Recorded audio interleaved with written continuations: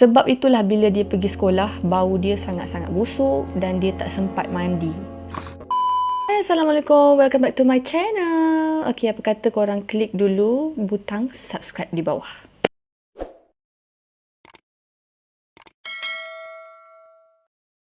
How are you today? Apa khabar korang? Dah breakfast ke belum? Tak apa, jangan breakfast lagi. Korang dengar dulu cerita aku pada hari ni, okay? Tanpa membuang masa lagi, pada kali ini aku nak bincangkan dengan korang. Aku nak berkongsi dengan korang satu kisah pembunuhan yang telah terjadi di Indonesia. Dan pembunuhan ini memang sangat-sangat terkenal lah. Kerana pembunuhan ini melibatkan seorang anak gadis yang berusia 8 tahun yang bernama Angeline.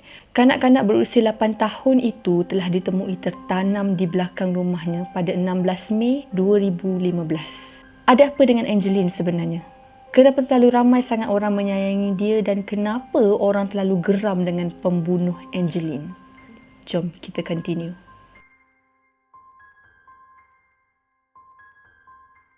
Kisah ini diawali oleh kehilangan Angeline yang memang menimbulkan tanda tanya semua pihak. Kemana perginya Angeline ni? Poster-poster diedarkan dan ruangan media sosial dipenuhi dengan berita tentang kehilangan Angeline. Ibunya Margaret Christina Megawe berusia 66 tahun memang kelihatan sangat-sangat tertekan dengan kehilangan anaknya. Masa tu bila orang interview dia apa semua memang nampaklah sugul dekat wajah dia, sedih.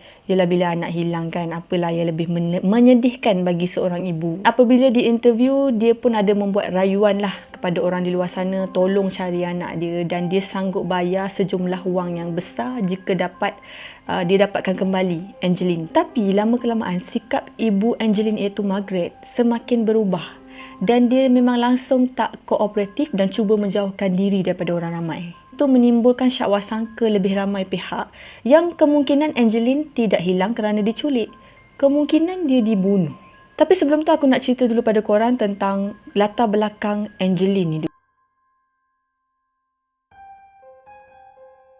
Angeline dilahirkan pada 19 Mei 2007 oleh pasangan yang bernama Hamidah dan juga Ahmad Roshidi. Mereka ni sebenarnya mempunyai masalah rumah tangga dan hampir untuk bercerai. Dan masalah paling utama yang dihadapi oleh pasangan ni ialah masalah keuangan. Ketika melahirkan Angeline, ibunya Hamidah tidak mempunyai wang yang cukup untuk bayar pembiayaan hospital. Sehinggalah terpaksa menyerahkan Angeline kepada seorang wanita yang bernama Margaret. Dan Margaret inilah yang membantu dia untuk melansaikan segala wang hospital pada masa tu.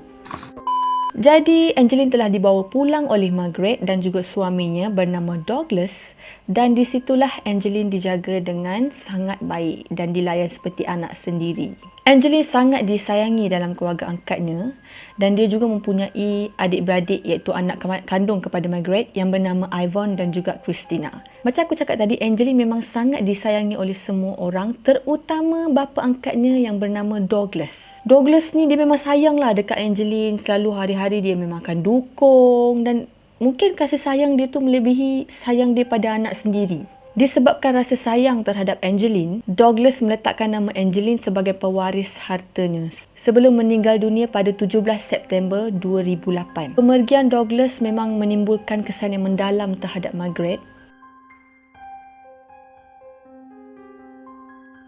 Beberapa tahun setelah kematian Douglas, Margaret berubah menjadi seseorang yang tak pernah dilihat oleh Angeline sebelum ni. Angeline sering menerima kekerasan dari segi fizikal maupun mental. Dia sering dipukul, ditendang oleh ibu angkatnya sendiri yang sebelum ni sangat sayang pada dia. Dalam 2 tahun terakhir hayat dia, Angeline mengalami penurunan berat badan yang sangat-sangat ketara. Daripada seorang yang ceria, dia menjadi seorang yang memang sangat-sangat kurus. Sampaikan guru di sekolah Angeline pun ada mengatakan bahawa keadaan Angeline apabila datang sekolah memang tak terurus. Rambut dia kusut masai, bau dia busuk, baju dia kotor dan berbau ayam. Rupa-rupanya Angeline sebenarnya duduk di tempat yang tidak layak dihuni. Kadang-kadang Margaret akan menyuruh dia untuk tidur dekat kandang ayam. Sedangkan mereka ni merupakan keluarga yang berkecukupan, harta cukup, duit banyak. Korang bayangkan ya, setiap hari Angeline akan diberikan tugas untuk cuci baju, bersihkan rumah, mop lantai, bagi makan binatang-binatang peliharaan Margaret. Binatang-binatang peliharaan tu macam ayam, anjing, kucing Dan jumlah tu bukannya sikit, berpuluh-puluh. Berpuluh-puluh guys, bayangkan dia nak kena bagi makan setiap hari. Boleh imagine tak budak sekecil dia, umur baru 8 tahun, kena terpaksa buat kerja-kerja itu semua. Sebab itulah bila dia pergi sekolah, bau dia sangat-sangat busuk dan dia tak sempat mandi. Sebab sebelum dia ke sekolah, Margaret memang akan suruh dan paksa dia bagi makan dekat binatang peliharaan dulu. Ya Allah, kejamnya, jahatnya kau Margaret. Margaret.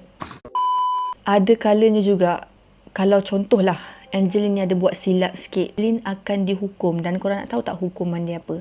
Margaret ni akan suruh Angeline untuk makan makanan binatang peliharaan tu. Makan makanan kucing.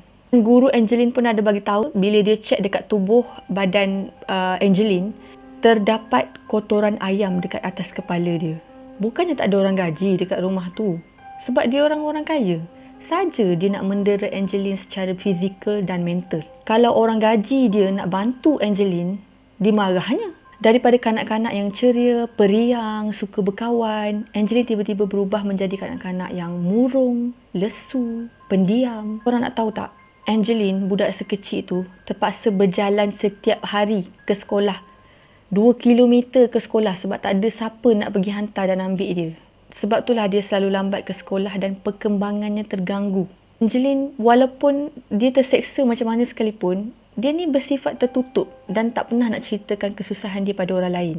Dia tak pernah memburuk-burukkan ibu angkatnya walaupun dia dah didera bermacam-macam. Sampailah satu saat bila pihak sekolah dah dapat tahu apa yang berlaku pada Angeline, pihak sekolah telah menghantar wakil untuk ambil Angeline dan dijaga. Tetapi Margaret dia tolak dan dia cakap, mana boleh? Angeline ni anak saya. Dia ada banyak kerja yang nak kena buat kat rumah ni. Mana boleh dia nak ambil suka hati dia.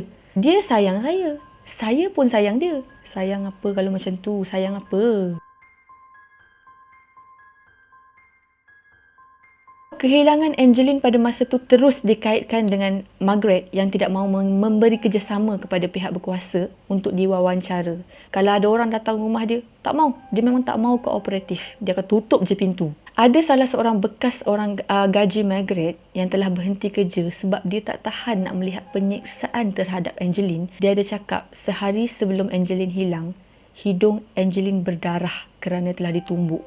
Akhirnya pencarian terhadap Angeline dihentikan dengan penemuan mayatnya di belakang rumahnya pada 10 hari bulan 6 2015. Mayatnya memang sangat busuk, berada di bawah pokok pisang dan ditutup dengan sampah sarap.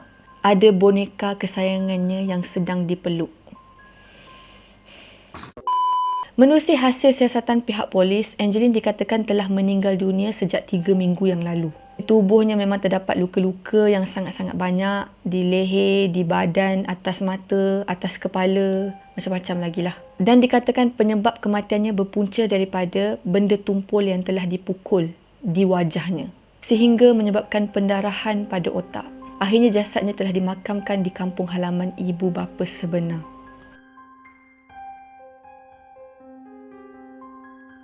Pada tanggal 14 hari bulan 6 2015, pihak polis telah melakukan penangkapan terhadap ibu angkat Angeline iaitu Margaret.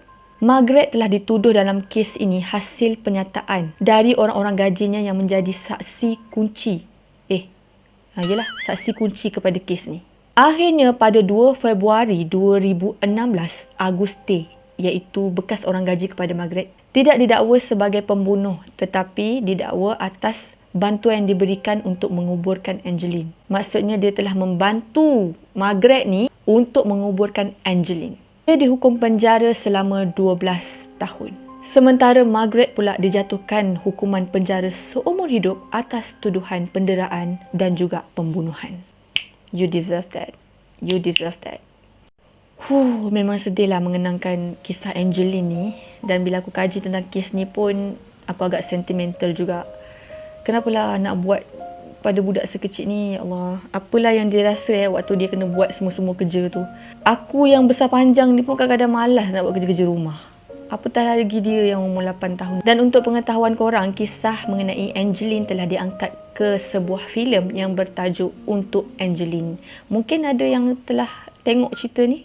Okey korang, sampai sini saja ceritaku. Dan kalau korang ada info tambahan ataupun yang pernah tengok kot cerita untuk Angeline ni, korang boleh komen dekat bawah. Tapi kan, sebelum tu, please subscribe dulu video aku, like and share. Okay, jumpa lagi. See you. Bye. Kita nampak macam kamera XD. Ni.